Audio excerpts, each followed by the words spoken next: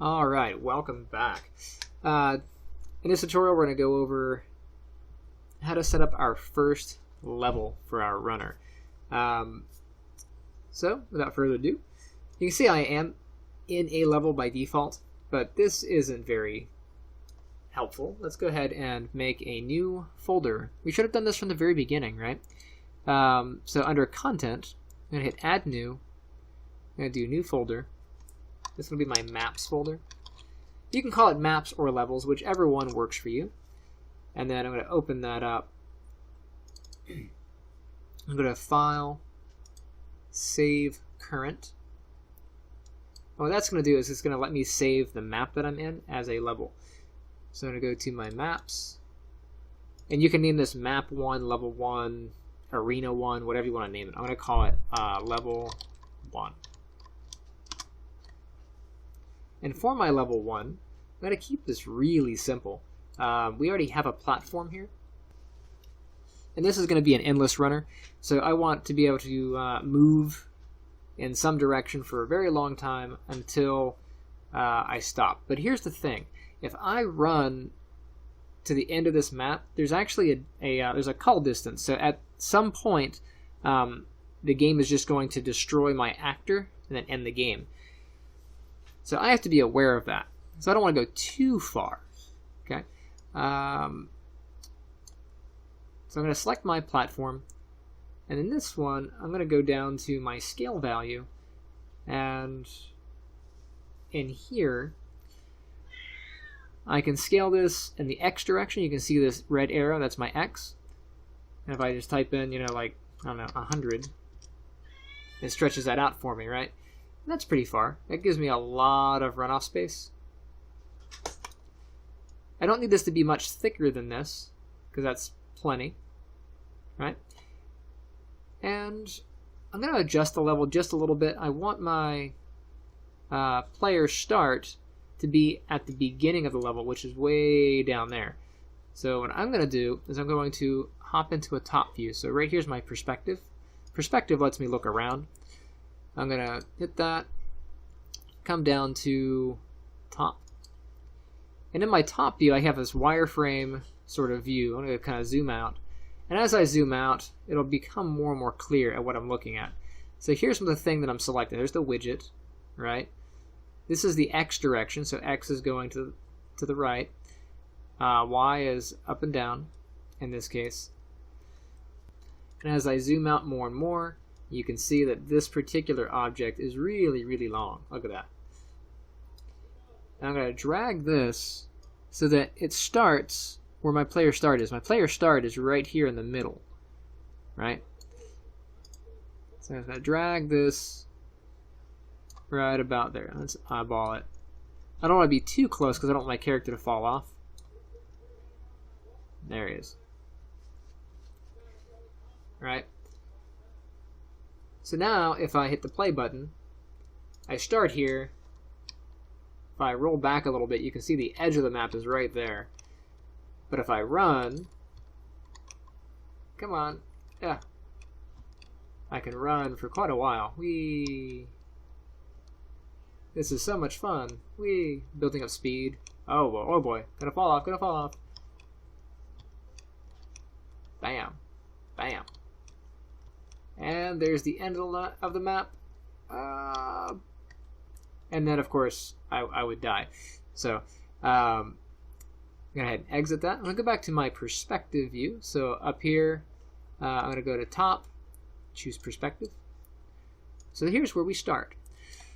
Now, I don't want my character to be able to accidentally walk backwards off the level. So you can solve this in two ways. You can make it impossible for him to walk backwards ever. Or you can put a barrier there so that he can't physically go there, even though he can move backward. So that's going to be up to you. In my case, I'm actually going to remove the ability to walk backwards. So I'm going to go up here. I'm going to go down to Project Settings. I'm going to come down to Movement. So Input. And right here, I have my S key, and it's set to a negative value. If I remove that, and then play, Now I can only move forward. I cannot move back. The option to move back is no longer there. So now it is always running forward. I can never look behind me. So that's one way of doing it. Let's go back to the beginning. If I hit play, it'll start me back over here. And now I want to do some adjustments to my platform. So for my platform, I need something to make it pretty. You can see right here that this is all stretched out, and this is not so fun, right? So I gotta pick something that is better looking. I'm gonna go over to materials. Go ahead and right click. Let's add a material. This is gonna be my ground material. So I'll say ground. And you can call it, grass or gravel or concrete, whatever you want to call it. But I'm going to call it ground for now. Go ahead and open that up. And we are greeted with our base color. For my base color, I'm just going to add a vector parameter. So I'll say vector and then P for parameter. This will let us set a color. So I'll just call this color. You can choose black if you like, but I'm just going to pick something that's sort of ground-ish looking. So I'll do like light green, why not? And you can open the color panel by double-clicking on this. I didn't really say that, but you can. I'll hit apply. Oh, if your color doesn't change, you can see mine didn't. When you pick your color, make sure it's always set to the lowest value. Make sure you bring that up. Okay, and then you can pick your color.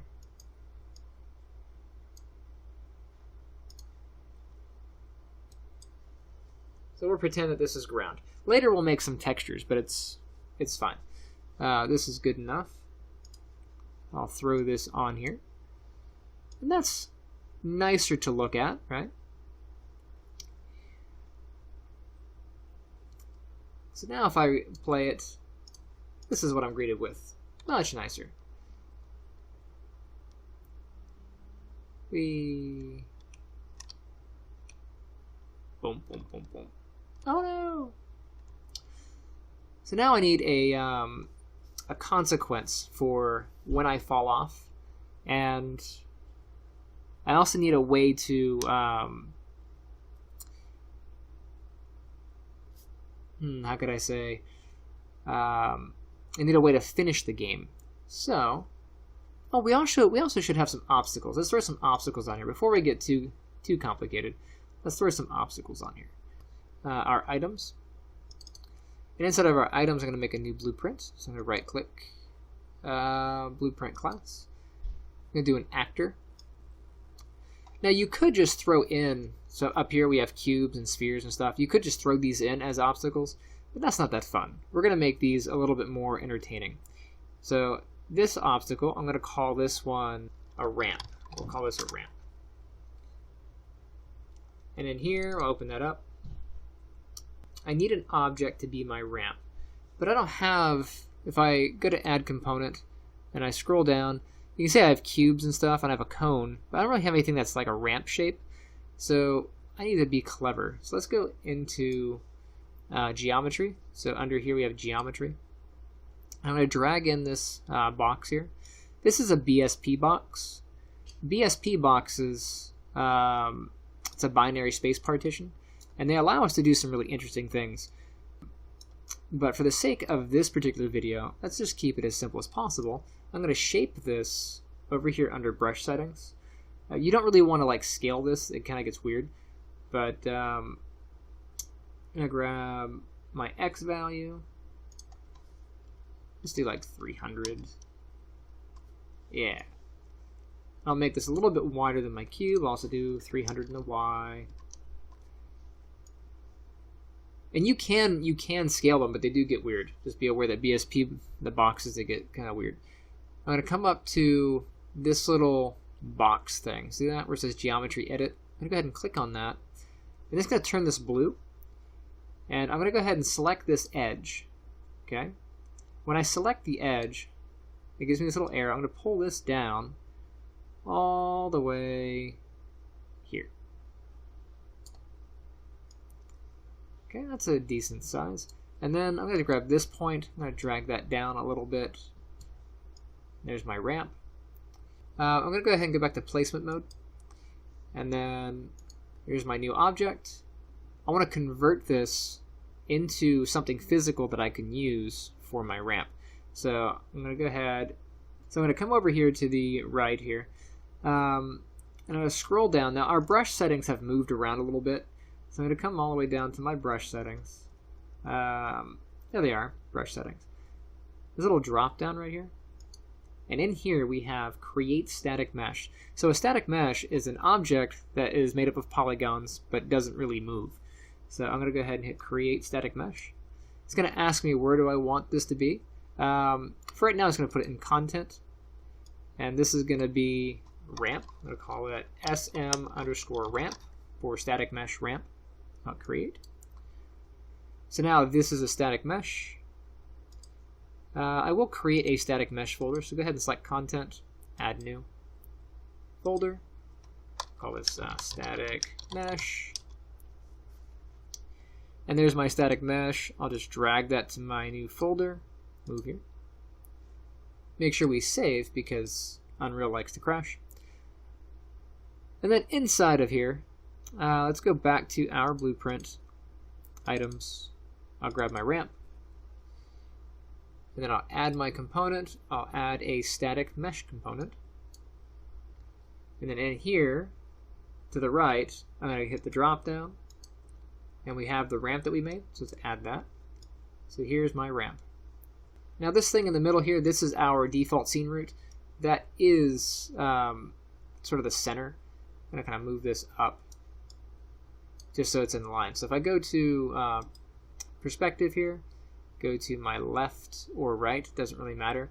Anything that looks at this straight on, so left or right is fine. And you can see that our object is just below the ground. So I want this to rest right on the ground. So I'm going to drag that up, just like that. And I'll hit compile. And then one other thing I want to do for my ramp is make it so that whenever we hit the ramp, it makes us go really fast. So I'm going to go to add component. And I come down to collision. And actually, if you type it in, you'll end up finding it. But you can, of course, scroll down to collision. And I'm going to add a collision box. So box collision. Let's go to my viewport. Change left to perspective. I'm going to make this box just big enough so that it covers this ramp. So just big enough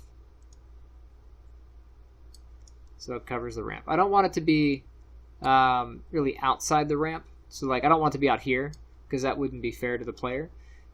I want to make sure that it's pretty precise. So I want it to get nice and tight up against the side. That's good. And then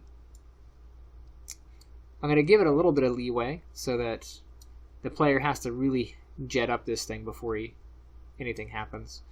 I'm just going to move this back just a little bit. So that's probably good enough. Let me go to my side view again. This doesn't need to be so tall.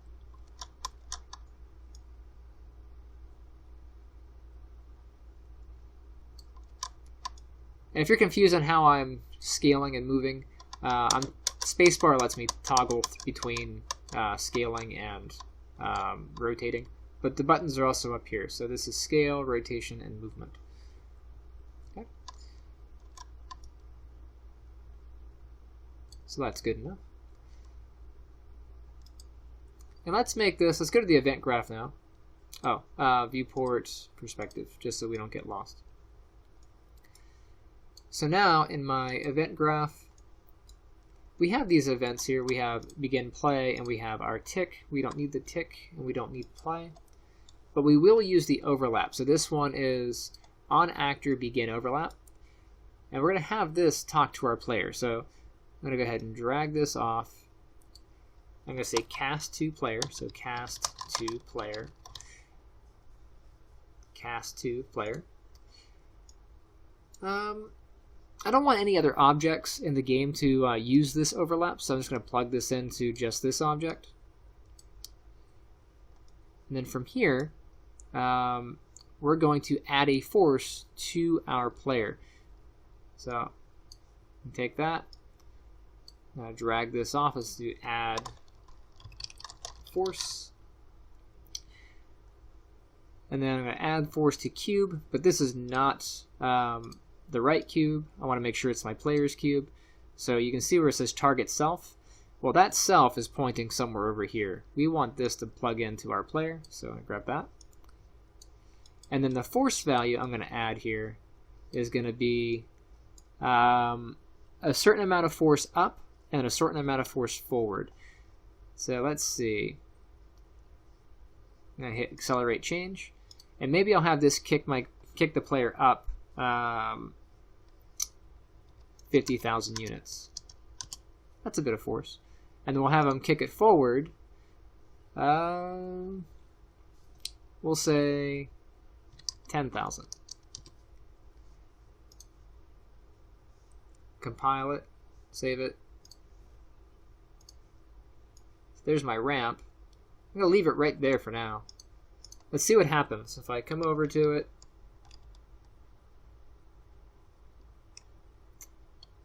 Nothing yet. So let's go ahead and fix the first problem. The first one is in static mesh. Let's go to static mesh, open up your static mesh. Inside your static mesh, let's make sure we have collision. So I'm going to go up to collision, simplify collision, or a simple collision. And you can see no collisions applied. Go up to collision, come down to, actually, let's see if auto convex helps. Auto convex, we'll do hull count, sure. Use the default. That should be good enough. That should let us roll up the ramp.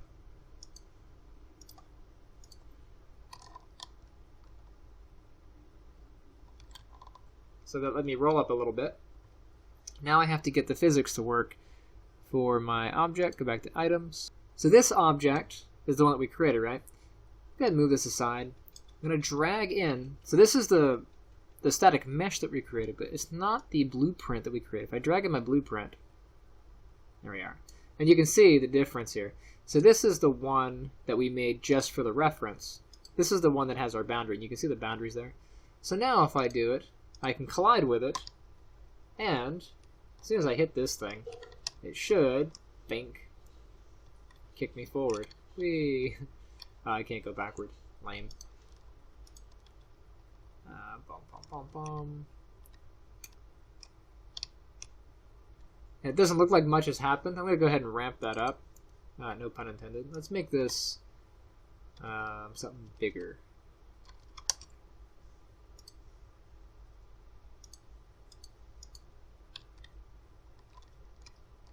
Whee! Well, that's something noticeable. So now we have some traps, right? You could do all kinds of things with this trap here. So I'm going to go ahead and delete this one off. We'll put this somewhere. Let's give this a color before we close the video. Let's go ahead and give it a color. System, materials. I'm going to just go ahead and duplicate this. I'm going to right click, duplicate, and I'll call this ramp color. Let's give this a different color. Maybe red to like warn the player that something's about to happen. Let's go ahead and do that in the blueprint. So go to system, items, open the blueprint. I'll grab the static mesh, and then in here we have the option to add the material. So hit the drop down, grab my ramp material. I'll go to viewport so I can see. There it is. Save it. That's better. Alright, so that about does it for here. We're going to continue. Go ahead and save your work first, and then we're going to continue building our level in the next video. All right, I'll see you then.